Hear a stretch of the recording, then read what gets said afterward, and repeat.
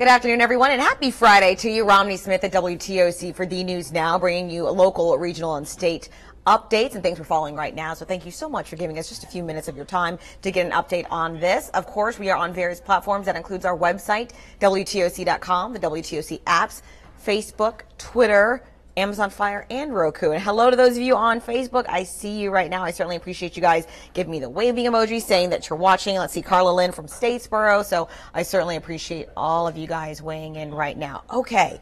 So within the last 20 minutes, we received official word from the Georgia Department of Transportation that State Route 21 is open again. Of course, that's in Port Wentworth, and it's been closed for a minute now. I have a look at my Twitter account right now. This is Crystal Howard, one of our reporters. This is what we've been used to seeing out there because of construction going on, and this is a video she took not too long ago. I know it's a little rainy in that area, but as you can see, Georgia 21 is back open. Of course, GDOT saying drivers can still expect intermittent lane closures in this area so they can safely complete remediation work on the shoulders of State Route 21. Again, this is a location where the Puerto Rican Air National Guard C-130 Hercules crashed at last month. So in coordination with GDOT, the United States Army Corps of Engineers and the Savannah Air National Guard have been working for weeks now to get that back reopened. So it is out. It is officially back reopened. Crystal Howard is working on that story for us right now, and we'll have more details from her coming up on air. So thank you again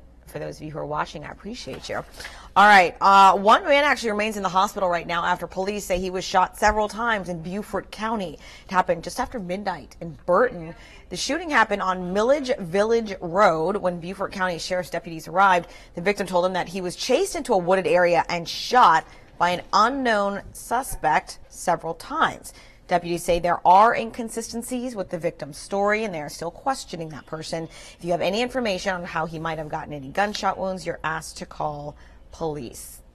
I have a question right now on Facebook. Jeff Verduff Jr. saying, do they know why it crashed, in reference to the Puerto Rican Air National Guard C-130?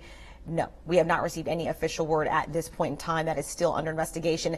And things of this nature can actually take months, if not up to a year, to officially complete an investigation to find a cause. So we will certainly let you know as soon as we find out any official information. Hello, those of you watching. I see you guys from Waynesville, Guyton. Who else is going to shout? There was some Pembroke. So thank you guys so much for tuning in. All right. So last night in downtown Savannah, we had lots of calls into the newsroom, and then we started getting pictures in. Hundreds of people were forced to evacuate areas of downtown because of a gas leak. Savannah Fire tells WTOC a driver crashed into a gas line behind the old Pink House downtown. Well, that driver had to be taken to the hospital. Thankfully, no one else was injured. This map shows you the exact area that had to be evacuated. Every building, all homes, all apartments, everyone had to get out until they could contain the leak. Once people were evacuated from the contaminated area, they were then, some of them, stranded because they weren't allowed to get their cars or parking garages.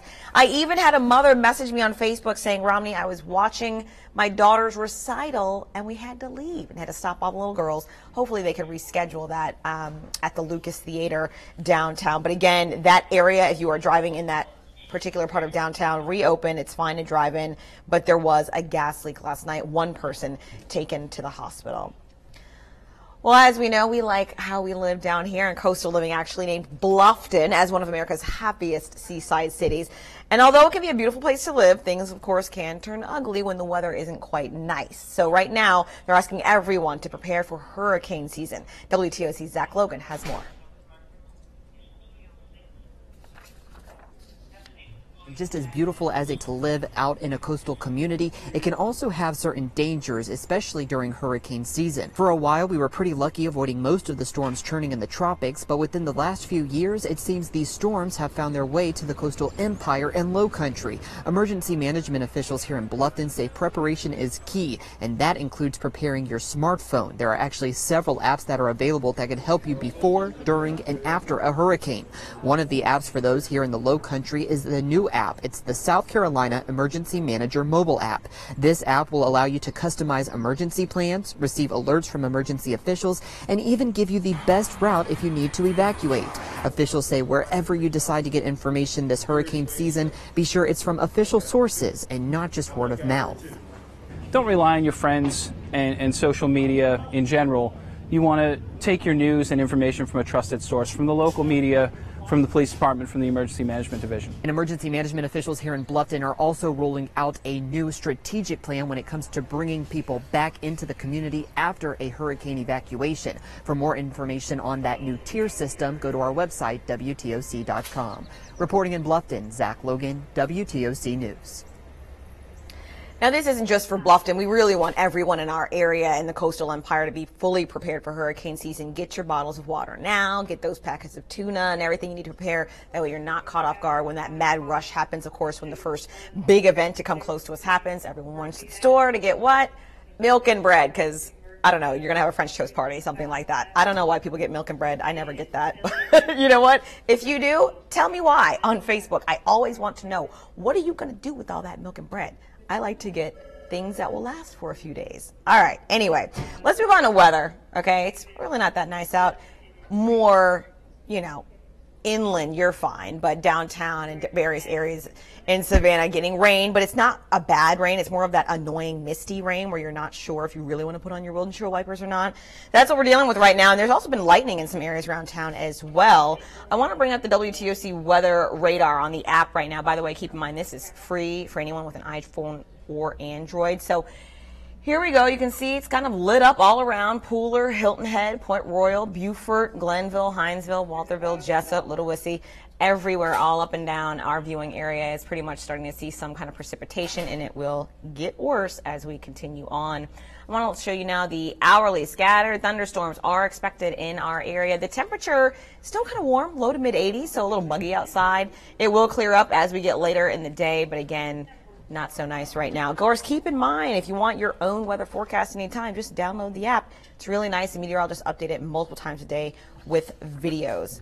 And speaking of the weather team, the First Alert weather team is hitting the road this summer, going to various locations to meet all of you guys in person and, of course, give you information on how you can get better prepared for hurricane season. And today, we are kicking it off. For the next several weeks, we'll be popping around town. But this afternoon from 4 to 7:30, we'll be at the Cinemark Bluffton 12, which is at 106 Buckwalter Parkway. So basically, the tour is kicking off just so we can say, hey, let you check out the storm tracker in person. It's really kind of neat. There's a lot of things to look at, a lot of buttons they can push, and ways they can remotely do weather. It's quite interesting. So you can come meet everyone out there, get some information, take some selfies. It's going to be a good time. Again, we'll be there from 4 to 7:30 tonight at the Cinemark out there. So I always tell you guys, if you have any questions, you can always ask me on Facebook. I'm looking right now. And Joseph Connor saying, thanks for the update, Romney, on the highway, opening of Highway 21. Everyone is saying, yippee. I bet. There's an average, if you didn't know, of 30,000 people that drive that direction every single day. So this is a big deal that it's now officially reopened again. I'm sure a lot of businesses are also very happy about that. Keep in mind, GDOT saying, please be careful. There will be some intermittent closures because of ongoing work to fix the shoulder of Highway 21. So that's certainly good news for a lot of people who do that. Carla Lynn asking, did they ever find the guy that caused the hit and run in reference to what happened yesterday involving a white vehicle and an ambulance? No. Your answer is no. They do not have him at this point in time. Thank you very much for asking that question. I don't have any more questions regarding the news right now, but keep in mind we will be back in less than an hour with a different news update on other stories we're working on. So I'll see you then. But until then, if you want more news, go to our website, WTOC.com.